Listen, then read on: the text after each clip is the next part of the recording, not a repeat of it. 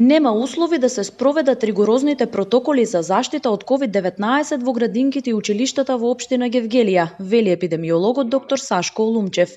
Дури и да започне учебната година од септември, помалите ученици нема да можат да издржат цело време да носат маски, а учениците до 14 години како асимптоматски носители се двојно повеќе заразни, додава Олумчев. Ќе имаме, секако носители асимптоматски, особено меѓу децата.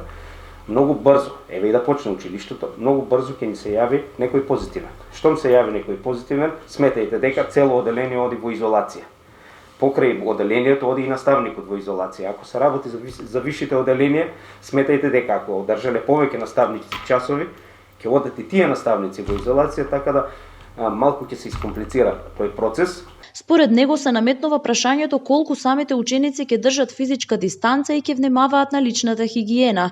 Тој вели дека дезинфицирањето на клупите и училниците по секој час ќе одзема многу време и финансии. Има деца хронично болни како и наставници, па сето тоа ќе придонесе задачата тешко да се спроведе, а времето е прекратко. Отворањето на училиштата секако ќе го зголемат бројот на заразени. Единствено што лично мене не ми се допаѓа е тоа што беше дадена изјавата, не знам од кој беше, дали од комисијата или ставот, дека во општините кај што има најмала бројка на заразени, таму сигурно ќе почне школската година. Значи, таму има најмала бројка на заразени затоа што се почитуваат мерките.